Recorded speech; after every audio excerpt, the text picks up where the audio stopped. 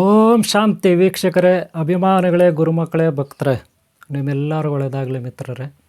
ಇವತ್ತು ನಾನು ನಿಮಗೆ ಸಮುದ್ರ ನೊರೆ ಅಥವಾ ಕ್ಷೀರಸಾಗರದಲ್ಲಿ ಬಂದಂಥ ಅಮೃತದ ಒಂದು ಸ್ಫಟಿಕ, ಅಮೃತ ಸ್ಫಟಿಕ, ಸಮುದ್ರ ನೊರೆಯ ಅಮೃತದ ಸಾಗರ, ಕ್ಷೀರಸಾಗರ ಮಂಥನದ ಒಂದು ಅಮೃತ ಸ್ಫಟಿಕ, ಇದ್ರ ಬಗ್ಗೆ ನಾನು ನಿಮಗೆ ಪರಿಚಯಿಸ್ತೀನಿ. ವೀಕ್ಷಕರೇ ಗಮನಿಸಿ ನೋಡಿ, ಇದು ಕ್ಷೀರಸಾಗರ. ನಿಮ್ಗೆ ಗೊತ್ತಿದೆ ಕ್ಷೀರಸಾಗರ ಮಂಥನ, ಅಲ್ಲಿ ವಿಷಾನೂ ನೊರೆಯಾಗಿ ಬರುತ್ತೆ, ಅಮೃತ ಕಳಸಾನೂ ಸಿಗುತ್ತೆ. ನೋಡಿ, ಮೊದಲು ನಾವು ದೈಹಿಕವಾಗಿ ಶಾರೀರಿಕವಾಗಿ ಏನೆಲ್ಲ ಉಪಯೋಗ ಆರೋಗ್ಯಕ್ಕೆ ಇದರಿಂದ ಅದನ್ನು ಪರಿಚಯಿಸ್ತೀನಿ. ಆಮೇಲೆ ಮಾನಸಿಕವಾಗಿ ಭೂತ ಪ್ರೇತ ಪಿಶಾಚಿ ದೆವ್ವ ದುಷ್ಟಶಕ್ತಿ ನೆಗೆಟಿವ್ ಎನರ್ಜಿ ಅಂತೀವಲ್ಲ, ಅದ್ರ ಬಗ್ಗೆ ನಾನು ಪರಿಚಯಿಸ್ತೀನಿ. ಅನಂತರ ದೈವಶಕ್ತಿ, ಪಾರಮಾರ್ಥಿಕ ಶಕ್ತಿ, ಭಾವನಾತ್ಮಕ ಶಕ್ತಿ, ಪುರಾಣ ವೇದಾಂತ ಇದೆಲ್ಲ ಹೇಳ್ತೀವಲ್ಲ ವೀಕ್ಷಕರೇ, ನಾವು ಈ ಸ್ಫಟಿಕ ಸಮುದ್ರ ನೊರೆ ಅಥವಾ ಸಮುದ್ರ ನೊರೆಯ ಅಮೃತ ಸ್ಫಟಿಕ ಇದನ್ನು ಯಂತ್ರವಾಗಿ ನಾವು ಹೇಗೆ ಮಾರ್ಪಾಟು ಮಾಡೋದು ಅಂತ ನೋಡೋಣ. ಯಂತ್ರ ತಯಾರು ಮಾಡೋದು ಹೇಗೆ? ಯಾರಾದರೂ ಭಕ್ತರು ಕಷ್ಟದಲ್ಲಿರೋರು ಬಂದರೆ, ಏನೋ ಕಾಯಿಲೆ ಇದೆ, ಏನೋ ಸಾಲಗಳ ಬಾಧೆ ಇದೆ, ಏನೋ ಅಂಗಡಿಗೆ, ಹೋಟೆಲ್ಗೆ, ಆಫೀಸ್ಗೆ ವ್ಯಾಪಾರ ಆಗ್ತಾಯಿಲ್ಲ, ನಾವು ತುಂಬ ಸಮಸ್ಯೆಯಲ್ಲಿದ್ದೀವಿ, ಕಷ್ಟಗಳ ಮೇಲೆ ಕಷ್ಟಗಳು ಅಂತ ಬರ್ತಾರೆ. ಅವ್ರಿಗೆ ನಾವು ರೆಡಿ ಮಾಡಿಕೊಡ್ಬೇಕು. ಅದಕ್ಕೆ ಈ ರೀತಿ ಒಂದು ಆಸನ, ಆ ಆಸನ ಹಾಕಿ ಮುಂದುಗಡೆ ಒಂದು ಬಟ್ಟೆ ಹಾಕಿ, ಬಟ್ಟೆ ಮೇಲೆ ಈ ಒಂದು ಅಮೃತ ಸ್ಫಟಿಕಗಳೇನಿದೆ, ಸಮುದ್ರ ಅಮೃತ ಸ್ಫಟಿಕಗಳೇನಿದೆ, ಇದನ್ನು ಈ ರೀತಿ ಇಟ್ಕೋಬೇಕು. ಈ ಒಂದು ನೊರೆ, ಸಮುದ್ರ ನೊರೆ ಸ್ಫಟಿಕಗಳೇನಿದೆ ಈ ರೀತಿ ಇಟ್ಕೊಂಡು ನಾವು ಅದನ್ನು ಮ್ಯಾನೇಜ್ ಮಾಡಬೇಕು. ವೀಕ್ಷಕರೇ, ನಾವೀಗ ಯಂತ್ರ ತಯಾರು ಮಾಡೋಣ. ಯಂತ್ರ ತಯಾರು ಮಾಡೋದು ಹೇಗೆ ಈ ಸಮುದ್ರ ನೊರೆ ಸ್ಫಟಿಕ ಅಥವಾ ಅಮೃತ ಸ್ಫಟಿಕದಿಂದ ಅಂತ ನೋಡೋಣ. ಮೊದಲಿಗೆ ನೀವು ಕೈಯಲ್ಲಿ ನೀರು ಹಾಕೊಳ್ಳಿ. ಮೊದಲಿಗೆ ಕೈಯಲ್ಲಿ ನೀರು ಯಾಕೆ ಹಾಕೋಬೇಕು ಅಂದರೆ, ಮೊದಲು ಶುದ್ಧಿ ಮಾಡ್ಕೋಬೇಕಿಲ್ಲಿ, ಗಂಗಾ ಸ್ನಾನ ಮಾಡ್ಕೋಬೇಕು. ಅದಕ್ಕೆ ಒಂದು ಮಂತ್ರ ಹೇಳಬೇಕು. ಏನು ಮಂತ್ರ ಅಂತ ನಾನು ಹೇಳ್ತೀನಿ, ಕೇಳಿಸ್ಕೊಳ್ಳಿ. ಅದೇ ಥರ ಹೇಳಬೇಕು. ಓಂ ಶ್ರೀ ಪಾತಾಳ ಗಂಗಾ ಚ ಯಮುನಾ ಚೈವ ಗೋದಾವರಿ ಭೀಮಚಂದ ಆಟಕೇಶ್ವರ ಸಿದ್ದೇಶ್ವರ ಧರ್ಮಸ್ಥಳ ಗೋಕರ್ಣ ಶ್ರೀಶೈಲ ಶ್ರೀ ತಿರುಪತಿ ಅಂತರ್ಗ ಕೋಡ್ಲೇಶ್ವರ ಗುಟ್ಟಾಳು ಸೀತೆ ಕೈವಾರ ಕಾಶಿ ಶ್ರೀರಂಗಪಟ್ಟಣ ಹೊಸಕೋಟೆ ಮೋಕ್ಷನಾಗಮನ ಕಲ್ಕಿ ಕ್ಷೇತ್ರ ಪುಣ್ಯತೀರ್ಥ ಸಾಗರನದೇ ಒಂಡಗೊಂಡ ಗಂಗಾಜಲಂ ಗಂಗಾ ಸ್ನಾನಂ ಸಮರ್ಪಯಾಮಿ ಅಂತ ಅದ್ರ ಮೇಲೆ ನೀವು ಗಂಗೆಯನ್ನು ತುಂಬ ಜಾಸ್ತಿ ಹಾಕೋಬಾರ್ದು, ಸ್ವಲ್ಪ ಹಾಕ್ಕೊಂಡು ಇದು ಮಾಡಬೇಕು. ಗೊತ್ತಾಯ್ತಲ್ಲ? ಯಾವುದೇ ಯಂತ್ರ ತಯಾರು ಮಾಡೋವಾಗ ನೀವು ಆ ರೀತಿ ಮಾಡಬೇಕು. ಮೊದಲು ಗಂಗೆಯಿಂದ ಶುದ್ಧಿ ಮಾಡ್ಕೋಬೇಕು, ಓಕೆನಾ? ಆಮೇಲೆ ಅದಕ್ಕೆ ಬೇಕಾದ ವಸ್ತುಗಳೇನು? ದೀಪ, ಮೇಯ್ನ್ ದೀಪ ರೀ. ನೋಡ್ಕೊಳ್ಳಿ, ದೀಪ ಅಂದರೆ ಉರಿಯುವ ದೀಪ. ಈಗಾಗಲೇ ನಾನು ಯಂತ್ರಗಳು, ಆಮೇಲೆ ಗರುಡಮಾಲೆ, ಆಮೇಲೆ ಇದು ಯಾವುದು ಎಡಮುರಿ ಬಲಮುರಿ, ಇವೆಲ್ಲ ನಾನು ಮಾಡೋವಾಗ ದೀಪ ಊದುಕಡ್ಡಿ ಇವೆಲ್ಲ ಇಟ್ಕೊಂಡಿದ್ದೀನಿ. ಹಾಗೆ ನೀವು ಕೂಡ ದೀಪ ಇಟ್ಕೋಬೇಕು. ಅದನ್ನು ಅಲ್ಲಿ ದೀಪ ಊದುಕಡ್ಡಿಯೆಲ್ಲ ಇಟ್ಕೊಂಡೇ ಈ ಕೆಲಸ ಮಾಡಬೇಕು, ಶುರು ಮಾಡಬೇಕು. ಗೊತ್ತಾಯ್ತಲ್ಲ? ಆಮೇಲೆ ನೋಡಿ, ದೀಪ ಊದುಕಡ್ಡಿ ಆದಮೇಲೆ ಅರಿಶಿನ ಕುಂಕುಮ ಇದೆಲ್ಲ ಇಟ್ಕೋಬೇಕು. ಗೊತ್ತಾಯ್ತನ್ರಿ? ಅರಿಶಿನ ಕುಂಕುಮ ಎಲ್ಲ ಇಟ್ಕೋಬೇಕು. ಒಂದು ತಟ್ಟೆನಲ್ಲಿ ನೀವು ಅರಿಶಿನ, ಆಮೇಲೆ ಗಂಧ, ಅಷ್ಟಗಂಧ, ಅಶ್ವಿನಿ ಗಂಧ ಇರುತ್ತಲ್ಲ, ಅಶ್ವಿನಿ ಗಂಧ, ಗೊತ್ತಾಯ್ತಲ್ಲ? ಇದು ಅರಿಶಿನ ಒಂದು ಕಡೆ ಮಿಕ್ಸ್ ಮಾಡಿ, ಆಮೇಲೆ ವಿಭೂತಿ ಸಪ್ರೇಟಾಗಿ ಇಟ್ಕೊಳ್ಳಿ, ಆಮೇಲೆ ಕುಂಕುಮ ಸಪ್ರೇಟು ಒಂದು ತಟ್ಟೆನಲ್ಲಿ. ಆಮೇಲೆ ಅದಕ್ಕೆ ನೀರು ಒಯ್ಕೋಬೇಕು, ಸ್ವಲ್ಪ ನೀರು ಒಯ್ಕೋಬೇಕು. ನೀರು ಒಯ್ಕೊಂಡು ಅದನ್ನು ಗಂಧ ಥರ ಪೇಸ್ಟ್ ಥರ ಮಾಡ್ಕೋಬೇಕು. ಇದು ಲಾಸ್ಟಲ್ಲಿ ಇಡೋದು, ಇವಾಗಲ್ಲ. ನಾನು ಹೇಳ್ತೀನಿ ಯಾವಾಗ ಇಡಬೇಕಂತ.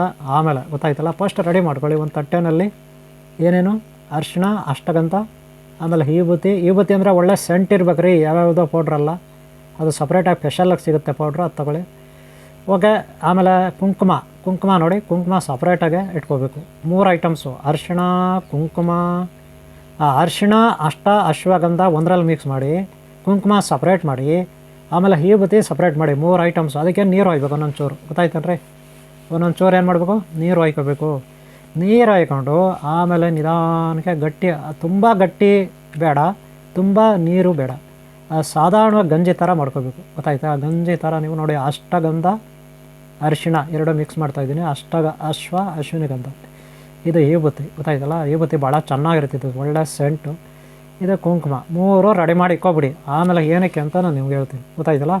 ಲಾಸ್ಟಲ್ಲಿ ಬೇಕಾಗಿರ್ತಿದ್ದು ಈಗಲ್ಲ. ಓಕೆನಾ, ರೆಡಿ ಮಾಡಿಕೊಳ್ಳಿ. ಈಗ ನೋಡಿ, ನೆಕ್ಸ್ಟು ನೀವು ಬಟ್ಟೆ ಈ ಥರ ರೆಡ್ ಕಲರ್ ಬಟ್ಟೆ, ಯೆಲ್ಲೋ ಕಲರ್ ಬಟ್ಟೆ ರೆಡಿ ಮಾಡ್ಕೋಬೇಕು. ನೆನ್ಪಿಟ್ಕೊಳ್ಳಿ, ರೆಡ್ ಕಲರ್ ಬಟ್ಟೆ, ಯೆಲ್ಲೋ ಕಲರ್ ಬಟ್ಟೆ ನೀವು ರೆಡಿ ಮಾಡ್ಕೋಬೇಕು. ಗೊತ್ತಾಯ್ತಲ್ಲ. ಅದು ಹೇತಕ್ಕೆ ಅಂತ ನಾನು ಹೇಳ್ತೀನಿ. ಅದನ್ನು ಈಗ ಮೊದಲು ನೀವು ರೆಡ್ ಕಲರ್ ಬಟ್ಟೆನ ನಾವು ಯೂಸ್ ಮಾಡೋದು ವಿದ್ವೇಷಣ, ಯಾರಾದರೂ ದುಷ್ಟಶಕ್ತಿಗಳು, ಶತ್ರುಗಳು, ಕೆಟ್ಟವರು ಇರ್ತಾರೆ, ಅವ್ರಿಗೆ ರೆಡ್ ಕಲರ್ ಬಟ್ಟೆ ಯೂಸ್ ಮಾಡಬೇಕು. ಶತ್ರುಗಳಿಗೆ, ಶತ್ರು ನಾಶಕ್ಕೆ, ದುಷ್ಟರ ನಾಶಕ್ಕೆ, ಅವ್ಯಾಕಿಗಳು, ಅಜ್ಞಾನಿಗಳು, ಪಾಪಿಗಳಿರ್ತಾರೆ, ದುರಾಚಾರಿಗಳು, ದುರಾಂಕಾರಿಗಳು, ವಿಕೃತರು, ಅಂಥವ್ರು ನಾಶ ಮಾಡೋಕ್ಕೆ ಈ ರೆಡ್ ಕಲರ್ ಬಟ್ಟೆ ಯೂಸ್ ಮಾಡಬೇಕು. ಅದನ್ನು ನಾವು ಏನೀಗ ಅಮೃತ ಸ್ಫಟಿಕ ಇದೆ, ಸಮುದ್ರ ಅಮೃತ ಸ್ಫಟಿಕ, ಅದಕ್ಕೆ ನೀಟಾಗಿ ಸುತ್ತಬೇಕ್ರಿ. ನೋಡಿ, ನಾನು ತೋರಿಸ್ತೀನಿ ಯಾವ ರೀತಿ ಸುತ್ತೋದಂತ. ಈ ರೀತಿ ಸುತ್ತಬಿಟ್ಟು ರೆಡ್ ಕಲರ್ ಬಟ್ಟೆ ಸುತ್ತಿದ್ರೆ ನೀವು ಅದಕ್ಕೆ ಅರ್ಶಿಣ ಕಲರ್ ದಾರ ಯೂಸ್ ಮಾಡಬೇಕು. ನೆನ್ಪಿಟ್ಕೊಳ್ಳಿ, ರೆಡ್ ಕಲರ್ ಬಟ್ಟೆ ಏನೇನು ಕೇಳಿದ್ದು ನಾನು, ದುಷ್ಟರ ನಿಗ್ರಹಕ್ಕೆ, ವಿಕೃತ ಮನಸ್ಥಿತಿ ಯಾರಿಗಿದೆ, ಅವ್ಯಾಕಿಗಳು, ಅಜ್ಞಾನಿಗಳು, ಅವರ ನಾಶಕ್ಕೆ ಈ ಒಂದು ಯಂತ್ರ ತಯಾರು ಮಾಡೋದು. ಗೊತ್ತಾಯ್ತಾ. ಈ ರೆಡ್ ಕಲರ್ ಬಟ್ಟೆ ಸುತ್ತಿದ ಮೇಲೆ ಅದಕ್ಕೆ ನಾವು ಯೆಲ್ಲೋ ಕಲರ್ ದಾರ ಹಾಕಬೇಕು. ನೆನ್ಪಿಟ್ಕೊಳ್ಳಿ, ಯೆಲ್ಲೋ ಕಲರ್ ದಾರ ಹಾಕಬೇಕು. ಇದು ಸ್ವಲ್ಪ ಶಾಂತಿ. ಯೆಲ್ಲೋ ಕಲರ್ ಅಂದರೆ ಸಾಧಾರಣ, ಪೂರ್ತಿ ಶಾಂತಿನೂ ಅಲ್ಲ, ವಿಕೃತ, ತುಂಬ ವೈಲೆನ್ಸು ಅಲ್ಲ. ಗೊತ್ತಾಯ್ತಾ, ಶಾಂತಿ ಯೆಲ್ಲೋ ಕಲರ್ ಬಟ್ಟೆ. ಗೊತ್ತಾಯ್ತಲ್ಲ. ಆ ಯೆಲ್ಲೋ ಕಲರ್ ದಾರ ನೋಡಿ ಈ ರೀತಿ ಸುತ್ತಬೇಕು. ನಾನು ಯಾವ ರೀತಿ ನಿಮ್ಗೆ ತೋರಿಸ್ತೀನಿ ಸುತ್ತೋದು ಹೇಗೆ ಅಂತ. ಅದೇ ರೀತಿ ಯಂತ್ರ ರೆಡಿ ಮಾಡ್ಕೋಬೇಕು. ನೆನ್ಪಿಟ್ಕೊಳ್ಳಿ. ನೋಡಿ, ಸಮುದ್ರ ಅಮೃತ ಸ್ಫಟಿಕಕ್ಕೆ ಸಮುದ್ರ ಅಮೃತ ಸ್ಫಟಿಕ ಅಥವಾ ಸಮುದ್ರ ನೋರೆ, ಇದಕ್ಕೆ ನಾವು ಈ ರೀತಿ ಬಟ್ಟೆ, ರೆಡ್ ಕಲರ್ ಬಟ್ಟೆ ಹಾಕಿ ಅದಕ್ಕೆ ಯೆಲ್ಲೋ ಕಲರ್ ಬಟ್ಟೆನ ಈ ರೀತಿ ಸುತ್ತಾ ಹೋಗಬೇಕು. ಗೊತ್ತಾಯ್ತೇನ್ರಿ. ನೀಟಾಗಿ ನೋಡ್ಕೊಳ್ಳಿ ಯಾವ ರೀತಿ ನಾನು ಸುತ್ತೀನಿ. ಅದು ನೋಡೋಕೆ ಚೆನ್ನಾಗಿ ಕಾಣಬೇಕು, ಹೆಂಗಾದ್ರೆ ಹಂಗೆ ಸುತ್ತಬಾರ್ದು. ಗೊತ್ತಾಯ್ತಲ್ಲ. ಈ ರೀತಿ ರೆಡಿ ಮಾಡ್ಕೋಬೇಕು. ಇದು ಯೆಲ್ಲೋ ಕಲರ್ ದಾರ, ರೆಡ್ ಕಲರ್ ಬಟ್ಟೆ, ಅರ್ಥ ಆಯ್ತಾ. ವೈಟ್ ಕಲರು ಸಮುದ್ರ ನೋರೆ. ಗೊತ್ತಾಯ್ತು, ಈ ರೀತಿ ಸುತ್ಕೋಬೇಕು. ನೋಡಿ ವೀಕ್ಷಕರೇ, ಭಕ್ತರೇ, ಗುರುಮಕ್ಕಳೇ, ನಾನೀಗ ಸುತ್ತಿದ್ದೀನಿ. ಅವುಗಳಿಗೆ ನಾನು 5 ಸಮುದ್ರ ನೊರೆ ಅಥವಾ ಅಮೃತ ಸ್ಫಟಿಕಗಳನ್ನು ಇಟ್ಕೊಂಡಿದ್ದೀನಿ, ಸುತ್ತಿದ್ದೀನಿ. ನೀವು ನೋಡ್ಬೋದು. ಮೊದಲಿಗೆ ನಾನು ಇದು ನೋಡ್ಕೊಬಿಡಿ, ಬಟ್ಟೆ ಇದಕ್ಕೇನು ಹಾಕಿದ್ದೀನಿ, ಯೆಲ್ಲೋ ಕಲರ್ ಬಟ್ಟೆ ಹಾಕಿದ್ದೀನಿ. ಯೆಲ್ಲೋ ಕಲರ್ ಬಟ್ಟೆ ಸುತ್ತಬಿಟ್ಟು ಆಮೇಲೆ ದಾರ ಯಾವ್ದು ಹಾಕಿದ್ದೀನಿ, ನೇರಳೆ colour, white colour, red colour ಇರ್ತದೆ. ಗೊತ್ತಾಯ್ತಾ. ದಾರ ಇದಕ್ಕೆ. ಇದು ಶಾಂತಿ. ನಾವು ಯಾರ ತಂಟೆಗೂ ಹೋಗಲ್ಲ, ನಮ್ಮ ತಂಟೆಗೆ ಯಾರು ಬರಬಾರ್ದು ಅಂತ. ಇದು ಹಂಗಲ್ಲ. ಇದು ನೋಡಿರಿ, ಇದು ಹೆಂಗಪ್ಪ ಅಂದ್ರೆ ಇದರಲ್ಲಿ ಏನಿದೆ ಅಂತ ನೋಡಿರಿ, ರೆಡ್ ಕಲರ್ ಬಟ್ಟೆ. ಇದರಲ್ಲಿ ರೆಡ್ ಕಲರ್ ಬಟ್ಟೆ ಇದೆ, ಡೇಂಜರ್. ನಮ್ಮ ತಂಟೆಗೆ ಯಾರನ್ನ ಬಂದರೆ ಅಥವಾ ಯಾರಾದರೂ ದುಷ್ಟರು, ಅವ್ಯಾಕಿಗಳು, ಅಜ್ಞಾನಿಗಳಿದ್ರೆ ಅವರು ಸರ್ವನಾಶ ಆಗ್ತಾರೆ. ಸೇಡಿಗೆ ಸೇಡು, ಮುಯಿಗೆ ಮುಯಿ ಅಂತೀವಲ್ಲ, ಆ ಥರ ರೆಡ್ಡು ಡೇಂಜರ್. ಗೊತ್ತಾಯ್ತಲ್ಲ. ಆ ಕಲರ್ ಬಟ್ಟೆ ಹಾಕಿದರೆ. ಅದೇ ಯೆಲ್ಲೋ ಕಲರ್ ಹಾಕಿದರೆ ಹಂಗಲ್ಲ, ಅಯ್ಯೋ ಅವ್ರು ಮಾಡಿದ ಪಾಪ ಅವ್ರು ಅನ್ಭವಿಸ್ತಾರೆ ಬಿಡ್ರಿ ಅಂತ ಹೇಳೋಂಥದ್ದು. ಗೊತ್ತಾಯ್ತಾ. ಈ ರೀತಿ ನಾವು ಯಂತ್ರಗಳನ್ನು ರೆಡಿ ಮಾಡ್ಕೋಬೇಕು. ಗೊತ್ತಾಯ್ತಲ್ಲ. ನೋಡಿದ್ರಲ್ಲ ಯಂತ್ರಗಳು ಯಾವ ರೀತಿ ರೆಡಿ ಮಾಡಿದ್ದಂತ. ಅದಕ್ಕೆ ನಾವೀಗ ಏನು ಹೇಳಬೇಕಪ್ಪ ಅಂದರೆ, ಈ ಬುತ್ತಿ, ಅಶ್ವಗಂಧ, ಹಾಗೆ ಅರಿಶಿಣ, ಹಾಗೆ ಕುಂಕುಮ ಇದು ಇಟ್ಕೋಬೇಕು. ನೋಡಿ, ಈ ಬುತ್ತಿ ಆವಾಗಲೇ ನಾನು ನಿಮಗೆ ಏತಕ್ಕೆ ಅಂತ ಹೇಳಿದ್ನಲ್ಲ, ಅದು ಯಾವ ರೀತಿ ಇಟ್ಕೋಬೇಕು ಅಂತ ತೋರಿಸ್ತೀನಿ. ನೋಡಿ, ಈ ರೀತಿ ಮೊದಲು ಕೊನೆಯಲ್ಲಿ ಈ ಕಡೆ ಕೆಳಗಡೆ ಇಟ್ಕೋಬೇಕು ಈ ಬುತ್ತಿ. ನೆನ್ಪಿಟ್ಕೊಳ್ಳಿ, ಈ ಬುತ್ತಿ ಕೊನೆಯಲ್ಲಿ ಕೆಳಗಡೆ. ಓಕೆನಾ. ಈ ಬುತ್ತಿ ಎಲ್ಲದಕ್ಕೂ ಇಟ್ಬಿಡಿ ಒಂದೇ ಸಾರಿ. ಈ ಬುತ್ತಿ ಫಸ್ಟ್ ಎಲ್ಲದಕ್ಕೂ ಇಟ್ಬಿಡಿ. ಆಮೇಲೆ ಲಾಸ್ಟ್ ಮೇಲ್ಗಡೆ ಒಂದು, ಕೆಳಗಡೆ ಮೇಲ್ಗಡೆ 2 ಕಡೆ ಇಟ್ಟರೆ ಸಾಕು. ಗೊತ್ತಾಯ್ತಲ್ಲ. ಅದೇ ರೀತಿ ಎಲ್ಲದಕ್ಕೂ ಇಟ್ಕೊಳ್ಳಿ. ಓಕೆನಾ. ಯಾವುದು, ಈ ಬುತ್ತಿ ಕೆಳಗಡೆ, ಆಮೇಲೆ ಮೇಲ್ಗಡೆ ಇಡಿ, ಇಲ್ಲ ಸೆಂಟ್ರ್ ಜಾಗ ಇದ್ದರೆ ಸೆಂಟ್ರ್ ಇಡಿ, ನಿಮ್ಮಿಷ್ಟ. ಮನೆಯಲ್ಲಿ ಹೇಗೆ ನೀವು ದೇವ್ರಿಗೆ, ಗುಡಿನಲ್ಲಿ ಹೇಗೆ ಮೂರ್ತಿಗಳಿಗೆ ದೇವ್ರಿಗೆ ಇಡ್ತೀರಿ ಅದೇ ಥರ ಇಟ್ಕೊಳ್ಳೋದು. ಅದು ನಿಮ್ಮಿಷ್ಟ, ಹೆಂಗನ ಇಟ್ಕೋಬೋದು. ಅಶ್ವಿನಿ ಗಂಧ ಇಡಬೇಕಾಗುತ್ತೆ, ಆಮೇಲೆ ಇಡೋಣ. ಫಸ್ಟ್ ಎಲ್ಲ ವಿಭೂತಿ ಹಚ್ಕೊಬಿಡಿ ಎಲ್ಲದಕ್ಕೂ. ಯಾಕಂದರೆ ಕೈನ ಮತ್ತೆ ಅದಕ್ಕೆ ಇದಕ್ಕೆ ಇಡೋಕ್ಕಾಗಲ್ಲ. ಮೊದಲು ವಿಭೂತಿ ಇಟ್ಕೊಬಿಡಿ, ಆಮೇಲೆ ಬೇಕಾ ಇನ್ನೊಂದಕ್ಕೆ ಹೋಗೋಣ ನೆಕ್ಸ್ಟು. ಇಲ್ಲಾಂದ್ರೆ ಅದು ಇದೆಲ್ಲ ಮಿಕ್ಸ್ ಆಗಿಬಿಡುತ್ತೆ. ಗೊತ್ತಾಯ್ತಲ್ಲ. ಓಕೆನಾ. ವಿಭೂತಿ ಎಲ್ಲದಕ್ಕೆ ಇಟ್ಕೊಳ್ಳಿ. ಆಮೇಲೆ ನೀವು ಇದು ಯಾವುದು, ಅಶ್ವಗಂಧ, ಆಮೇಲೆ ಕುಂಕುಮ ಇಡಬೇಕಾಗುತ್ತೆ.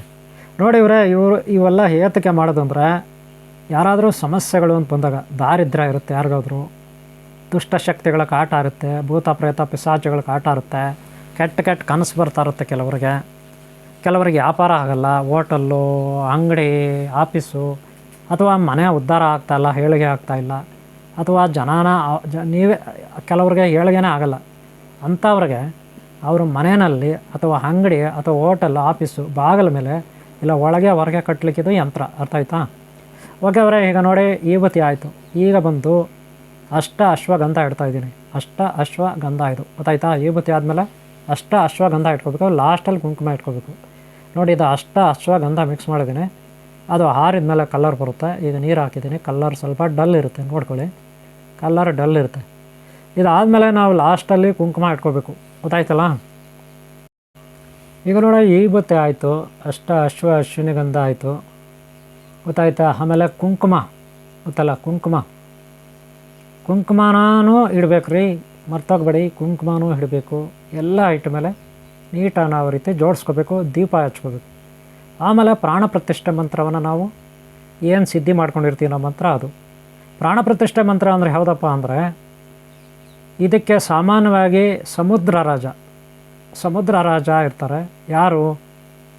ಮಹಾಲಕ್ಷ್ಮಿ, ಅಷ್ಟೈಶ್ವರ್ಯ ಮಾತೆ, ಜ್ಯೇಷ್ಠ ಲಕ್ಷ್ಮಿ ಅವರ ತಂದೆ ಸಮುದ್ರ ರಾಜ. ಯಾಕಂದರೆ ಇದು ಸಮುದ್ರ ನಿಧಿ, ಇದು ಸಮುದ್ರದ ನಿಧಿ, ಸಮುದ್ರ ರಾಜನಿಗೆ ಸಂಬಂಧಪಟ್ಟಂತಹ ವಸ್ತುಗಳಿದು. ಆದ್ದರಿಂದ ಸಮುದ್ರ ರಾಜ ಅಂದರೆ ಅಷ್ಟೈಶ್ವರ್ಯ ಮಾತೆ, ಅನಂತ ಪದ್ಮಾವತಿ, ಅನಂತ ಲಕ್ಷ್ಮಿ, ಅನಂತ ಪದ್ಮನಾಭ ಸ್ವಾಮಿ ಮಂತ್ರ, ಅದನ್ನು ನೀವು ಇದು ಮಾಡ್ಕೋಬೇಕು, ಗೊತ್ತಾಯ್ತಲ್ಲ? ಈಗ ನೋಡಿ ಕುಂಕುಮ ಮರ್ತೋಗ್ಬಾರ್ದು, ಕುಂಕುಮ ಇಡಬೇಕು. ಫಸ್ಟು ವಿಭೂತಿ ಇಟ್ಟೆ, ಆಮೇಲೆ ನಾನು ಅಶ್ವಿನಿ ಗಂಧ ಇಟ್ಟೆ, ಆಮೇಲೆ ಈಗ ಕುಂಕುಮ ಇಡ್ತಾಯಿದ್ದೀನಿ, ನೆನ್ಪಿಟ್ಕೊಳ್ಳಿ. ಇದೆಲ್ಲ ಇಟ್ಕೊತೀವಿ. ಇದಾದಮೇಲೆ ನಾವು ಒಂದು ಬೀಜಾಕ್ಷರ ಮಂತ್ರವನ್ನು ನಾವು ಸಿದ್ಧಿ ಮಾಡ್ಕೊಂಡಿರೋ ಮಂತ್ರವನ್ನು ಅಂದರೆ ಅಷ್ಟೈಶ್ವರ್ಯ ಮತ್ತು ಮಹಾಲಕ್ಷ್ಮಿ ಮಂತ್ರವನ್ನು ನಾವಿಲ್ಲಿ 108 ಸಾರಿ ಹೇಳಬೇಕಾಗುತ್ತೆ. ಆಮೇಲೆ ದೀಪ ಏನಿದೆ ಬೆಳಗಬೇಕಾಗುತ್ತೆ, ಕರ್ಪೂರ ದೀಪ ಬೆಳಗಬೇಕಾಗುತ್ತೆ. ಅಲ್ಲಿಗೆ ಪ್ರೋಸೆಸ್ಸು ಕಂಪ್ಲೀಟ್ ಆಗುತ್ತೆ. ಅಲ್ಲಿಗೆ ಯಂತ್ರ ರೆಡಿ ಆಯಿತು ಈ ಕುಂಕುಮ ಇಟ್ಟ ಮೇಲೆ, ಅರ್ಥ ಆಯ್ತಾ? ನಾನು ನಿಮಗೆ ಈಗ ಬೀಜಾಕ್ಷರ ಮಂತ್ರ ಕೊಡ್ತೀನಿ, ಅದನ್ನು ನೋಡ್ಕೊಳ್ಳಿ.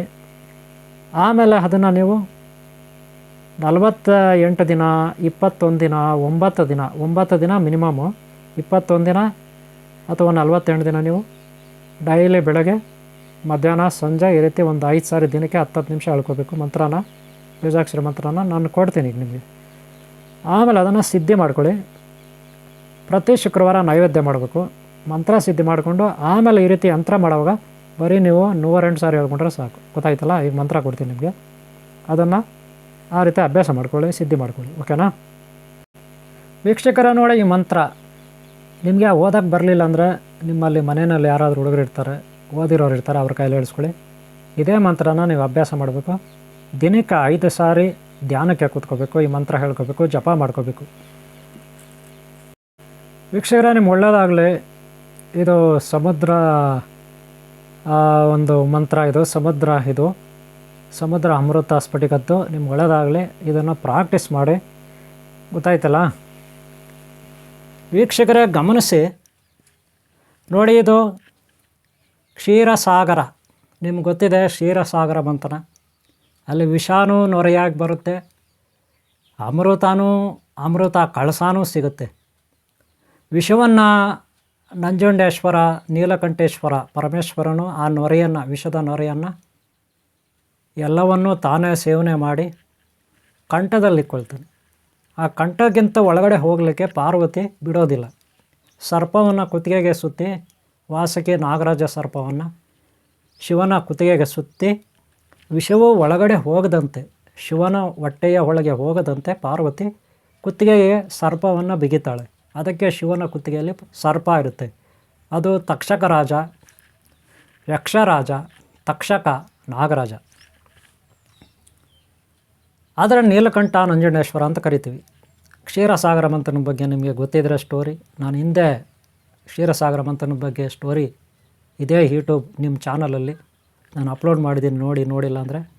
ಇವತ್ತು ನಾನು ನಿಮಗೆ ಅಮೃತ ನೊರೆ, ಅಮೃತ ಸ್ಫಟಿಕ, ಸಾಗರದ ಅಮೃತ ಸ್ಫಟಿಕ, ಇದರ ಬಗ್ಗೆ ನಾನು ನಿಮಗೆ ಪರಿಚಯಿಸ್ತೀನಿ.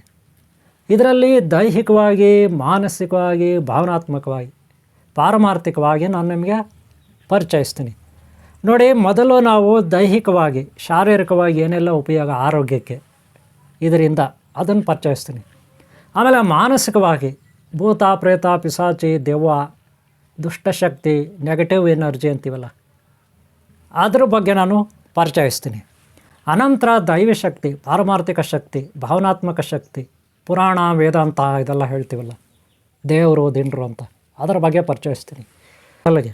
ಆಮೇಲೆ ಇದರಲ್ಲಿ ರೆಡ್ ಕಲರ್ ಬರುತ್ತೆ ನೋಡಿದ್ರ, ಬಟ್ಟೆ ರೆಡ್ ಕಲರ್ ಇದು.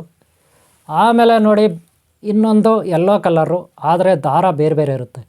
ಯೆಲ್ಲೋ ಕಲರ್ಗೆ ಮಿಕ್ಸ್ ದಾರ ಹಾಕಿದ್ದೀನಿ, ವೈಲೆಟು ನೇರಳೆ ಬಣ್ಣ, ಬಿಳಿ ಬಣ್ಣ, ಆಮೇಲೆ ಕಪ್ಪು ಬಣ್ಣ ದಾರ, ಆದರೆ ಹಳದಿ ಕಲರ್ ಬಟ್ಟೆ ಸುತ್ತಲಾಗಿದೆ ಇದಕ್ಕೆ ನೋಡಿ ರೆಡ್ ಕಲರ್ ಬಟ್ಟೆ ಇರುತ್ತೆ, ಆದರೆ ದಾರ ಯೆಲ್ಲೋ ಕಲರ್ ಇರುತ್ತೆ.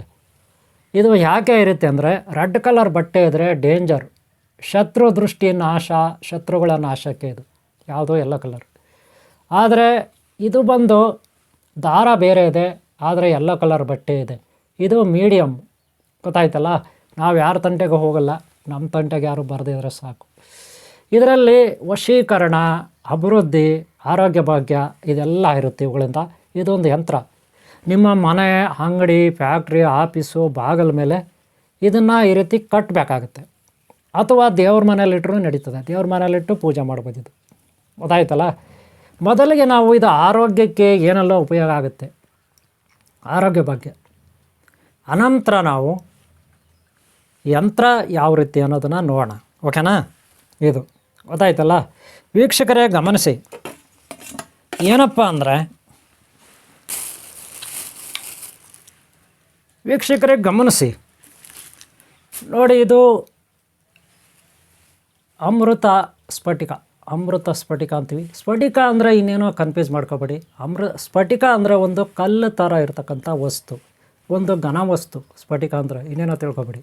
ಹಾಗಂತ ಇದು ಸ್ಫಟಿಕ ಅಲ್ಲ, ಇದು ಸ್ಫಟಿಕ ಅಲ್ಲ. ಸಮುದ್ರದಲ್ಲಿ ನೊರೆ ಬಂಡೆಗಳ ಮೇಲೆ ಹೋಗುತ್ತೆ ನೊರೆ. ಸಮುದ್ರದಲ್ಲಿ ನೊರೆಗಳು, ಸಮುದ್ರದ ನೊರೆ, ಸಮುದ್ರದ ಅಲೆಗಳ ನೊರೆ, ಆ ನೊರೆ ಬರುತ್ತೆ. ಆ ನೊರೆ ಬಂಡೆಗಳ ಮೇಲೆ ಹೋಗ್ತಾ ಹೋಗ್ತಾ ಹೋಗ್ತಾ ಬಂಡೆಗಳ ಮೇಲೆ ಶೇಖರಣೆ ಆಗುತ್ತೆ. ಬಿಸಿಲಿಗೆ ಈ ರೀತಿ ಒಣಗುತ್ತೆ, ಈ ರೀತಿ ಆಗುತ್ತೆ ಒಣಗ್ಬಿಟ್ಟು, ಈ ರೀತಿ ಆಗುತ್ತೆ ಒಣಗ್ಬಿಟ್ಟು ಆ ನೊರೆ. ಅದನ್ನು ತೊಗೊಂಡು ಬಂದು ಈ ಗ್ರಂಥಿಗೆ ಅಂಗಡಿಗಳಲ್ಲಿ ಇದನ್ನು ಮಾರಾಟ ಮಾಡ್ತಾರೆ, ಮಾರ್ಕೆಟಲ್ಲಿ ಮಾರಾಟ ಮಾಡ್ತಾರೆ. ಆದರೆ ಯಾವುದೋ ಒಂದು ವಸ್ತುವನ್ನು, ಯಾವುದೋ ಒಂದು ಮೆಡಿಕಲ್ ಸ್ಟೋರು, ಯಾವುದೋ ಒಂದು ಆಯುರ್ವೇದಿಕ್ ಅಂಗಡಿ, ಯಾವುದೋ ಒಂದು ತೋಟ, ಯಾವುದೋ ಒಂದು ಬೆಟ್ಟ ಗುಡ್ಡ ನದಿನಲ್ಲಿ ಯಾವುದೋ ಒಂದು ಗಿಡದ ಬೇರು, ಕಾಂಡ, ತೊಗಟೆ, ಕಾಯಿ ನೀವು ತಗೊಂಡು ಬಂದು ಔಷಧಿ ಮಾಡಿಬಿಟ್ರೆ ಅದು ಆಗೋದಿಲ್ಲ. ಪೂರ್ಣ ಪ್ರಮಾಣದ ಪ್ರಕ್ರಿಯೆ ಆಗೋದಿಲ್ಲ, ಮುಗಿಯೋದಿಲ್ಲ. ನೀವು ಯಾವುದೇ ವಸ್ತುವನ್ನು ಈ ಪ್ರಕೃತಿಯಲ್ಲಿ ತಗೊಳ್ಳಿ, ಅದು ಗ್ರಹ, ತಾರಾ, ನಕ್ಷತ್ರ, ಅಣುರೇಣು ತುನಕಷ್ಟದಲ್ಲೂ ಆ ಸಾಕ್ಷಾತ್ ಭಗವಂತ ಶ್ರೀಮನ್ನಾರಾಯಣ ಶಕ್ತಿ ಇರುತ್ತೆ, ವಿಘ್ನೇಶ್ವರ ಶಕ್ತಿ ಇರುತ್ತೆ, ಕುಮಾರಸ್ವಾಮಿ ಶಕ್ತಿ ಇರುತ್ತೆ, ಬ್ರಾಹ್ಮಿ ಶಕ್ತಿ, ಹರಶಕ್ತಿ, ಶಿವಶಕ್ತಿ ಇರುತ್ತೆ, ಸರ್ವ ದೇವತಾ ಗುರುಶಕ್ತಿ, ಪ್ರಕೃತಿ ಶಕ್ತಿ ಇರುತ್ತೆ. ಅದಕ್ಕೆ ನಾವು ಯಾವುದೇ ವಸ್ತು ತಂದರೂ ಅದಕ್ಕೆ ಮಂತ್ರ ದೀಕ್ಷೆ ಆಗಬೇಕು, ಪ್ರಾಣ ಪ್ರತಿಷ್ಠೆ ಆಗಬೇಕು. ನೀವು ಯಾವುದೇ ಔಷಧಿ ತಗೊಳ್ಳಿ ಗೌಪ್ಯವಾಗಿರಬೇಕು, ಯಾರಿಗೂ ತೋರಿಸ್ಕೋಬಾರ್ದು. ಔಷಧಿಗಳನ್ನು, ಮಾತ್ರೆಗಳನ್ನು ನೀವೇ ಪರ್ಸ್ನಲ್ಲಾಗಿ ತೊಗೋಬೇಕು. ಅದಕ್ಕೆ ಮಂತ್ರ ದೀಕ್ಷೆ ಗುರುಗಳಿಂದ ಆಗಬೇಕು. ನೀವು ಯಾವುದೇ ಔಷಧಿ ತಗೊಳ್ಳಿ, ಆಗಲೇ ಅದು ಪೂರ್ಣ ಪ್ರಮಾಣ ಆಗೋದು. ಬೇರು, ಕಾಯಿ, ಎಲೆ, ಕಾಂಡ ಏನಾದರೂ ಸರಿ. ಹಾಗೆ ಸಾಗರದಲ್ಲೇ ಸಿಗುತ್ತೆ. ಸಾಗರದ ರಾಜ ಯಾರು? ಸಾಗರ ರಾಜ, ಸಮುದ್ರ ರಾಜ. ಯಾರು ಸಮುದ್ರ ರಾಜ? ಅಷ್ಟೈಶ್ವರ್ಯ ಮಾತೆ ಮಹಾಲಕ್ಷ್ಮಿ ಹಾಗೂ ಜ್ಯೇಷ್ಠ ಲಕ್ಷ್ಮಿ ಅವರ ಪಿತಾಮಹ ಸಾಗರ ರಾಜ. ಅವರ ಅಪ್ಪಣೆ ಇಲ್ಲದೆ ನಾವೇನೂ ಮಾಡೋಕ್ಕಾಗಲ್ಲ. ಇದು ಸಮುದ್ರದಲ್ಲಿ ನೊರೆಯಾಗಿ ಸಿಕ್ಕಿದೆ. ಸಾಗರ ಮಂಥನದಲ್ಲಿ ನೀವು ಶ್ರೀಮನ್ನಾರಾಯಣ ಇರ್ತಾನೆ, ಮಹಾಲಕ್ಷ್ಮಿ ಇರ್ತಾರೆ, ಜ್ಯೇಷ್ಠಲಕ್ಷ್ಮಿ ಇರ್ತಾರೆ, ಕಾಮಧೇನು, ಕಲ್ಪವೃಕ್ಷ ಇರುತ್ತೆ, ಪುಷ್ಪಕಾಯಮ ಇರುತ್ತೆ, ಉಚ್ಚೈಶ್ರವ ಅಂದರೆ ಕುದುರೆಗಳು, ಬಿಳಿಯ ಕುದುರೆಗಳಿರುತ್ತೆ. ಹಾಗೆ ಪುಷ್ಪಕ ವಿಮಾನ ಇರುತ್ತೆ. ಪುಷ್ಪಕ ವಿಮಾನ ಕುಬೇರ ತಗೊಂಡೋಗ್ತಾನೆ. ಉಚ್ಚೈಶ್ರವ ಕುದುರೆಗಳಿರುತ್ತೆ, ಅಶ್ವಿನಿ ಕುಮಾರ ತಗೋತಾರೆ. ಆಮೇಲೆ ಸೂರ್ಯ ಭಗವಾನ ತಗೊತಾನೆ. ಆಮೇಲೆ ಯಾರು? ಇಂದ್ರದೇವನಿಗೆ ಐರಾವತ, 5 ಸೊಂಡಲಿರುವ 5 ತಲೆ ಇರುವ ಆನೆ. ಹಾಗೆ ವಜ್ರ ವೈಡೂರುಗಳು, ಅಮೃತ ಕೂಡ ಸಿಗುತ್ತೆ ಅಲ್ವಾ. ಇನ್ನು ಮಹಾಲಕ್ಷ್ಮಿಯನ್ನು ಶ್ರೀಮನ್ನಾರಾಯಣ ಮದುವೆ ಮಾಡ್ಕೊತಾನೆ ಅಲ್ವಾ. ಹೀಗೆ ಅವರವರು ಏನೇನಿದೆ ಅಲ್ಲಿ ಸಮುದ್ರ ಏನು ಕ್ಷೀರಸಾಗರ ಮಂಥನ ಆಯಿತು, ದೇವತೆಗಳು, ದೈತ್ಯರು ಎಲ್ಲ ಸೇರಿ ಮಾಡ್ತಾರಲ್ಲ ಕ್ಷೀರಸಾಗರ ಮಂಥನ. ಆಗ ಅವರವರು ಹಂಚ್ಕೊಬಿಡ್ತಾರೆ ಬಂದಿದ್ದು. ಆದರೆ ನೊರೆ ವಿಷ ಅಂತ ಬರುತ್ತೆ, ಅದನ್ನು ಉಪ್ಪು ನೀರು, ಉಪ್ಪಿನ ನೊರೆ ಅಂತ ಕೂಡ ಕರೀತಾರೆ ಕೆಲವರು. ಹಂಗಂತ ಉಪ್ಪಿನ ನೊರೆ ಬೇರೆ, ನೆನ್ಪಿಟ್ಕೊಳ್ಳಿ, ಇದೇ ಬೇರೆ ಇರುತ್ತೆ, ನೆನ್ಪಿಟ್ಕೊಳ್ಳಿ. ಇದನ್ನು ನಾವು ಎಲ್ಲರೂ ನೊರೆ ಸ್ಫಟಿಕ, ನೊರೆ ಗಡ್ಡೆ, ನೊರೆ ಕಲ್ಲು ಹಿಂಗೆಲ್ಲ ಕರೀತಾರೆ ಇದನ್ನು. ಓಕೆನಾ? ನೊರೆ ಜಡ ವಸ್ತು ಅಂತ ಕೂಡ ಕರೀತಾರೆ, ಸಮುದ್ರ ನೊರೆ ಅಂತ ಕೂಡ ಇದನ್ನು ಕರೀತಾರೆ. ಇರಲಿ, ಆದರೆ ಇದನ್ನು ದೈಹಿಕವಾಗಿ ಏತಕ್ಕಾಗುತ್ತೆ ಅಂತ ಒಂದು ಸಾರಿ ನಾವು ನೋಡೋಣ. ಮೊದಲಿಗೆ ಚರ್ಮ ರೋಗಗಳು, ಮೈ ಮೇಲೆ ಚರ್ಮ ರೋಗಗಳಿರುತ್ತೆ. ಏನು ಈ ಕೆನ್ನೆಗೆ, ಮುಖದ ಮೇಲೆ ಎಲ್ಲ ಚರ್ಮ ರೋಗ, ಸ್ಕಿನ್ ಎಲ್ಲ ರೋಗ, ಏನೋ ಒಂದು ರೋಗ, ಅಲರ್ಜಿ ಅಂತೀವಿ. ಕೈಗಳ ಮೇಲೆ, ಕಾಲುಗಳ ಮೇಲೆ, ಹೊಟ್ಟೆ ಮೇಲೆ, ಬೆನ್ನ ಮೇಲೆ ಎಲ್ಲ ಕಡೆ ಇರುತ್ತೆ ಚರ್ಮ ರೋಗ. ಅದಕ್ಕೆ ಇದನ್ನು ಪುಡಿ ಮಾಡಬೇಕು. ಇದನ್ನು ಪುಡಿ ಮಾಡಿ ಏನು ಮಾಡಬೇಕು? ಚರ್ಮ ರೋಗಕ್ಕೆ ಯಾವ ರೀತಿ ಬಳಸಬೇಕು ಗೊತ್ತಾಯ್ತಾ? ಚರ್ಮ ರೋಗಕ್ಕೆ ಯಾವ ರೀತಿ ಬಳಸಬೇಕು ಅನ್ನೋದನ್ನು ನಾನು ನಿಮಗೆ ಈಗ ಡೀಟೇಲಾಗಿ ಹೇಳ್ತೀನಿ, ನೋಡ್ಕೊಳ್ಳಿ. ಚರ್ಮ ರೋಗಕ್ಕೆ ಇದು ಯಾವ ರೀತಿ ಬಳಸಬೇಕು ನೋಡ್ಕೊಳ್ಳಿ ವೀಕ್ಷಕರೇ. ಇದು ಬಂದು ಭಾಳ ಮೆತ್ತಗಿರುತ್ತೆ, ಒಳ್ಳೆ ಥರ್ಮೋಕಾಲರ್ ಬೆಂಡ್ ಇರುತ್ತಲ್ಲ ಆ ಥರ ಮೆತ್ತಗಿರುತ್ತೆ. ನೀವು ಕೈಯೆಲ್ಲ ಬೇಕಾದ್ರೆ ಅದನ್ನು ಪುಡಿ ಮಾಡ್ಬೋದು. ತುಂಬ ಮೆತ್ತಗಿರುತ್ತೆ, ಪುಡಿ ಆಗಿಬಿಡುತ್ತೆ ಕೈಯಲ್ಲಿ ಮಾಡಿದ್ರು. ಈ ಪುಡಿಯನ್ನು ನೀವು ಚರ್ಮದ ರೋಗ ಯಾರ್ಯಾರಿಗಿದೆ, ಅಲರ್ಜಿ ಯಾರ್ಯಾರಿಗಿದೆ, ಅವರು ಆ ಚರ್ಮದ ಅಲರ್ಜಿ ಇರೋ ಕಡೆ ಈ ಪುಡಿಯನ್ನು ಹಚ್ಚಬೇಕು, ಪುಡಿಯನ್ನು ಹಾಕಬೇಕು, ಚಿಮುಕಿಸ್ಬೇಕು. ಗೊತ್ತಾಯ್ತಲ್ಲ? ಅನಂತರ ಇದು ನೋಡಿ, ನಮ್ಮ ಹಲ್ಲುಗಳು ನೋವಿದ್ದರೆ ಹಲ್ಲುಗಳನ್ನು ಶುದ್ಧಿ ಮಾಡ್ಕೊಳ್ಳೋಕ್ಕೆ ಇದರ ಪುಡಿಯನ್ನು ನಾವು ಯಾವ ರೀತಿ ಬಳಸೋದು, ಹಲ್ಲಿನ ಪುಡಿಯನ್ನು ನೋಡ್ಕೊಳ್ಳಿ. ಕೆಲವ್ರಿಗೆ ಈ ಒಸಡುಗಳು ಎಲ್ಲ ಊದ್ಕೊಳ್ಳುತ್ತೆ, ರಕ್ತ ಸುರಿಯುತ್ತೆ, ಏನೇನೋ ಆಗುತ್ತೆ, ಉಳ್ಕಲ್ಲಿರುತ್ತೆ, ಹಲ್ಲುಗಳಲ್ಲಿ ಹುಳ ಇರುತ್ತೆ. ಅಂಥವರು ಈ ಪುಡಿಯನ್ನು ಹಲ್ಲು ಪುಡಿಯಾಗಿ ಬಳಸ್ಬೋದು, ಹಲ್ಲಿನ ಪುಡಿಯಾಗಿ ಬಳಸ್ಬೋದು. ನೆನ್ಪಿಟ್ಕೊಳ್ಳಿ, ಹಲ್ಲಿನ ಪುಡಿಯಾಗಿ ಸಹ ಬಳಸ್ಬೋದು. ಇದು ಜ್ವರ ಬಂದರೆ ಯಾರಿಗಾದರೂ ಜ್ವರ ಆದರೆ ಯಾವ ರೀತಿ ಬಳಸೋದು ಇದನ್ನು? ವೀಕ್ಷಕರೇ, ಮಿತ್ರರೇ, ಯಾರಿಗಾದರೂ ಜ್ವರ ಬಂದರೆ ಇದರ ಪುಡಿಯನ್ನು ಗುಲಾಬಿ ಇರುತ್ತಲ್ಲಪ್ಪ, ಗುಲಾಬಿ ನೀರಿನೊಂದಿಗೆ ಈ ಪುಡಿಯನ್ನು ಮಿಕ್ಸ್ ಮಾಡಿ ನಾವು ಸೇವನೆ ಮಾಡ್ಬೋದು. ಜ್ವರಕ್ಕೆ, ಒಳ ಸುಡುವಿಕೆ, ಶರೀರದಲ್ಲಿ ಬಿಸಿ ಇದ್ದರೆ ಅದಕ್ಕೆಲ್ಲ ಆಗುತ್ತೆ. ಗೊತ್ತಾಯ್ತಲ್ಲ? ಮತ್ತು ಇದು ಕಣ್ಣು ಸಮಸ್ಯೆ ಇದ್ದರೆ ಇದರ ಪುಡಿಯನ್ನು ಮೇಕೆ ಹಾಲಿನಲ್ಲಿ ಈ ಪುಡಿಯನ್ನು ಬೆರೆಸಿ ಕಣ್ಣಿನ ಸಮಸ್ಯೆ, ಕಣ್ಣು ಊದ್ಕೊಂಡಿದ್ರೆ, ಕಣ್ಣಲ್ಲಿ ಏನನ್ನು ಬಿದ್ದಿದ್ರೆ, ಗಾಯ ಆಗಿದ್ರೆ ಆ ಥರ ಅದಕ್ಕೂ ಸಹ ಯೂಸ್ ಮಾಡ್ತಾರೆ. ಗೊತ್ತಾಯ್ತಲ್ಲ? ಆಮೇಲೆ ಕರುಳು ಸಮಸ್ಯೆ, ಹೊಟ್ಟೆ ಒಳಗೆ ಕರುಳುಗಳು, ಹುಣ್ಣು ಅಥವಾ ಬೇರೆ ಇನ್ನೇನೇನಿದ್ರೆ ಆ ಸಮಸ್ಯೆಗೂ ಸಹ ಇದನ್ನು ಬಳಸ್ತಾರೆ. ನೆನಪಿಟ್ಕೊಳ್ಳಿ. ಮತ್ತು ಯಾರಾದರೂ ಕೆಳಗಡೆ ಬಿದ್ದುಬಿಟ್ಟು ಅಥವಾ ಏನಾದರೂ ಕೊಯ್ಕೊಂಡು ಕೈಯೋ ಕಾಲೋ ಎಲ್ಲಾದರೂ ಗಾಯಗಳಾಗುತ್ತಲ್ಲ ಆಕ್ಸಿಡೆಂಟಾಗಿ, ಆ ಗಾಯಗಳಿಗೆ ಈ ನೀಟಾಗಿ ಪುಡಿಯನ್ನು ಹಚ್ಚಿದ್ರೆ ಗಾಯಗಳು ವಾಸಿ ಆಗುತ್ತೆ. ಈ ರೀತಿ ನಾನಾ ರೀತಿಯ ಉಪಯೋಗಗಳು ದೈಹಿಕವಾಗಿ ಈ ಒಂದು ಸ್ಫಟಿಕದಿಂದ ಮನುಷ್ಯನಿಗಾಗುತ್ತೆ. ಅರ್ಥ ಆಯ್ತಲ್ಲ? ನೋಡಿದ್ರಲ್ಲ ನೀವು, ದೈಹಿಕವಾಗಿ ಮನುಷ್ಯನಿಗೆ ಆರೋಗ್ಯಕ್ಕೆ ಯಾವ್ಯಾವ ರೀತಿ ಇದು ಬಳಕೆ ಆಗುತ್ತೆ ಅಂತ ನಾನು ನಿಮಗೆ ಎಕ್ಸ್ಪ್ಲೈನ್ ಮಾಡಿದ್ದೀನಿ. ಆರೋಗ್ಯಕ್ಕೆ, ದೈಹಿಕವಾಗಿ, ಆರೋಗ್ಯಕ್ಕಾಗಿ ಇದನ್ನು ನಾವು ಯಾವ ರೀತಿ ಬಳಸೋದು ಅಂತ ನಾನು ನಿಮಗೆ ಎಕ್ಸ್ಪ್ಲೈನ್ ಮಾಡಿದ್ದೀನಿ. ಓಕೆನಾ? ಇನ್ನು ನಾವು ಎರಡನೇದಾಗಿ, ಇದು ಮೊದಲನೇದು ದೈಹಿಕವಾಗಿ, ಈಗ ಎರಡನೇದಾಗಿ ಮಾನಸಿಕವಾಗಿ ಕೆಟ್ಟ ಸ್ವಪ್ನಗಳು, ದುಷ್ಟ ಶಕ್ತಿಗಳು, ಬ್ರಹ್ಮರಾಕ್ಷಸ ಬಾಧೆ, ಭೂತ ಪ್ರೇತ ಪಿಶಾಚಿಗಳ ಬಾಧೆ ಇದೆಲ್ಲವೂ ಇರುತ್ತೆ. ಅವುಗಳನ್ನು ತನ್ನ ಅಧೀನದಲ್ಲಿಟ್ಕೊಳ್ಳೋದು ಯಾರು? ರುದ್ರ, ಮಹಾರುದ್ರ, ನೀಲಕಂಠೇಶ್ವರ, ನಂಜುಂಡೇಶ್ವರ. ಗೊತ್ತಾಯ್ತಾ? ಹಾಗೆ ನಮ್ಮ ಜೀವನದಲ್ಲಿ ಬರ್ತಕ್ಕಂಥ ಎಲ್ಲ ಕಷ್ಟಗಳು, ಸಮಸ್ಯೆಗಳನ್ನು ನಾವು ಹಾಗೆ ಗಂಟ್ಲಲ್ಲೇ ನುಂಗ್ಕೋಬೇಕು. ಬಾಯಿ ಬಿಟ್ಟು ಎಲ್ಲಂದ್ರಲ್ಲಿ ಹೇಳ್ಕೋಬಾರ್ದು. ನಾವು ಇಲ್ಲಿಗೆ ನುಂಗ್ಕೋಬೇಕು ನಮ್ಮ ಸಮಸ್ಯೆಗಳನ್ನು, ಕಷ್ಟಗಳನ್ನು. ಅದಕ್ಕೆ ನಂಜುಂಡೇಶ್ವರ, ನೀಲಕಂಠೇಶ್ವರ ಅಂತ ಕರೀತಾರೆ. ಆ ಸಮಸ್ಯೆಗಳ ಬಗ್ಗೆ ಇರಬೇಕಂದ್ರೆ ದೈಹಿಕವಾಗಿ ಏನಪ್ಪ ಅಂದರೆ, ಇದು ದೈಹಿಕವಾಗಾಯಿತು. ಈಗ ಮಾನಸಿಕವಾಗಿ ಕೆಟ್ಟ ಸ್ವಪ್ನಗಳು, ಇದು ಬರಲಿಕ್ಕೆ ಇದು ಯಂತ್ರ ಇರುತ್ತೆ. ಇದರಲ್ಲಿ ಎರಡು ಥರ, ಒಂದು ನೋಡಿ ರೆಡ್ಡು, ಇನ್ನೊಂದು ಬೇರೆ ಕಲ್ಲರು. ಗೊತ್ತಾಯ್ತಲ್ಲ? ಇದು ನೋಡಿ ಬೇರೆ ಕಲರ್ ದಾರ ಇದೆ. ಇದು ನೋಡಿ ರೆಡ್ ಕಲರ್ ಹಾಕಿದ್ದೀನಿ, ಇದರಲ್ಲಿ ಯೆಲ್ಲೋ ಕಲರ್ ಹಾಕಿದ್ದೀನಿ, ಆದರೆ ದಾರ ಬೇರೆ. ಇದರಲ್ಲಿ ನೋಡಿ ರೆಡ್ ಕಲರ್ ಬಟ್ಟೆ ಇದೆ, ಯೆಲ್ಲೋ ಕಲರ್ ದಾರ ಇದೆ. ನೋಡಿರಿ, ರೆಡ್ ಕಲರ್ ಏನಿದ್ರು ಬಟ್ಟೆ ಡೇಂಜರ್, ಶತ್ರು ದೃಷ್ಟಿ ನಾಶಕ್ಕಿದು. ಗೊತ್ತಾಯ್ತಲ್ಲ? ಕೆಟ್ಟ ರೋಗಗಳ ನಾಶಕ್ಕೆ, ನೆಗೆಟಿವ್ ಎನರ್ಜಿ ನಾಶಕ್ಕಿದು. ಇದು ಏನಂದರೆ ಯೆಲ್ಲೋ ಕಲರ್ ಬಟ್ಟೆ ವಶೀಕರಣಕ್ಕೆ, ಅಭಿವೃದ್ಧಿಗೆ, ಇನ್ನೊಂದು ಮತ್ತೊಂದಕ್ಕೆ. ಗೊತ್ತಾಯ್ತಲ್ಲ. ಇದನ್ನು ಬಾಗಿಲ ಮೇಲೆ, ಅಂಗಡಿ, ಮನೆ, ಆಫೀಸು, ಇನ್ನೆಲ್ಲೋ ಸರಿ ಬಾಗಿಲ ಮೇಲೆ ಕಟ್ಟಬೇಕು. ಗೊತ್ತಾಯ್ತಲ್ಲ. ಇದಕ್ಕೆ ಬೀಜಾಕ್ಷರ ಮಂತ್ರ ಮಾಡಿ ಪ್ರಾಣ ಪ್ರತಿಷ್ಠೆ ಈಗಾಗಲೇ ಇದನ್ನು ನಾನು ಮಾಡಲಾಗಿದೆ ನಿಮಗೆ. ಈಗಾಗಲೇ ನಾನು ಮಾಡಿದ್ದೀನಿ. ನಿಮಗೆ ಇದನ್ನು ಯಾವ ರೀತಿ ಮಾಡೋದು ಅಂತ ತೋರಿಸಿದ್ದೀನಿ. ನಿಮ್ಗೆ ಗೊತ್ತಿದೆ ಅಲ್ವಾ, ಯಾವ ರೀತಿ ಮಾಡೋದು ಅಂತ ತೋರಿಸಿದ್ದೀನಿ ಅಲ್ವಾ, ನೋಡ್ಕೊಂಡಿದ್ರೆ. ಓಕೆ, ಇದನ್ನು ಕಟ್ಟಿ ನೀವು ಮನೆಗಳ ಮೇಲೆ ಕಟ್ಟಿ, ಅಂಗಡಿ ಮೇಲೆ ಕಟ್ಟಿ, ಅಂಗಡಿ ಬಾಗಿಲ ಮೇಲೆ ಕಟ್ಟಿ, ಅಥವಾ ಆಫೀಸು ಇರ್ತದೆ ಅಲ್ಲಿ ಕಟ್ಟಿ. ಏನಕ್ಕೆ? ವ್ಯಾಪಾರ ಆಗೋಕ್ಕೆ, ಅಥವಾ ಇನ್ನೇನೋ ಅಭಿವೃದ್ಧಿ ಆಗಲಿಕ್ಕೆ, ಅಥವಾ ಏನಾದರೂ ಸರಿ, ಹೋಟೆಲ್ ಆದರೂ ಸರಿ, ಮನೆ ಆದರೂ ಸರಿ, ಇನ್ನೇನೋ ಆದರೂ ಸರಿ. ಗೊತ್ತಾಯ್ತನ್ರಿ? ಇದನ್ನು ಉಪಯೋಗಿಸ್ಕೊಳ್ಳಿ. ಗೊತ್ತಾಯ್ತಲ್ಲ. ಹಾಗೆ ಬ್ರಹ್ಮರಾಕ್ಷಸ ಬಾಧೆ, ಭೂತ ಪ್ರೇತ ಪಿಶಾಚಗಳ ಬಾಧೆ, ಇದೆಲ್ಲಕ್ಕೂ ಆಗುತ್ತಿದ್ದು. ನೀವು ದೇವ್ರ ಮನೇಲಾದರೂ ಇಟ್ಕೊಳ್ಳಿ, ದೇವ್ರ ಮನೇಲಾದರೂ ಇಟ್ಕೊಳ್ಳಿ, ಅಥವಾ ಬಾಗಿಲ ಮೇಲಾದರೂ ಕಟ್ಟಿ, ಮನೆ ಒಳಗಾದ್ರೂ ಕಟ್ಟಿ, ಹೊರಗಾದ್ರೂ ಕಟ್ಟಿ, ಆಫೀಸಲ್ಲಾದರೂ ಕಟ್ಟಿ, ಹೋಟೆಲ್ ಏನಾದರೂ ಸರಿ, ಫ್ಯಾಕ್ಟ್ರಿ ಆದರೂ ಸರಿ. ಇದೇನಿದು? ಇದನ್ನೇ ಕಟ್ಟಬೇಕು. ಸಾಗರದ ನೊರೆ ಅಂತಾರೆ. ಕ್ಷೀರಸಾಗರ ಮಂಥನದಲ್ಲಿ ಬಂದಂತಹ ಶ್ರೀ ನಂಜುಂಡೇಶ್ವರ ಏನಿದ್ದಾನೆ, ಜಗದೀಶ್ವರ, ಸರ್ವೇಶ್ವರನೇನಿದ್ದಾನೆ, ಆ ವಿಷ ಅಂತಾರೋ ಏನು ಅಂತಾರೋ ಇರಲಿ, ಆದರೆ ಇದು ನೊರೆ, ಯಾರಿಗೂ ಅಪಾಯ ಇಲ್ಲ. ಸಾಕಷ್ಟು ರೋಗಗಳು ಸಮಸ್ಯೆ ಪರಿಹಾರ ಆಗುತ್ತೆ ಅಂತ ಈಗಾಗಲೇ ನಾನು ನಿಮಗೆ ತಿಳಿಸ್ಕೊಟ್ಟಿದ್ದೀನಿ. ಇನ್ನು ಯಂತ್ರ ತಂತ್ರ ಮಂತ್ರದಲ್ಲಿ ಇದಕ್ಕೆ ಪ್ರಾಣ ಪ್ರತಿಷ್ಠೆ ಆಗಿದೆ. ದೇವತೆಗಳು ಶಕ್ತಿ ಇದರಲ್ಲಿರುತ್ತೆ, ದೈವಿಶಕ್ತಿ. ಯಾರ್ಯಾರ್ದು?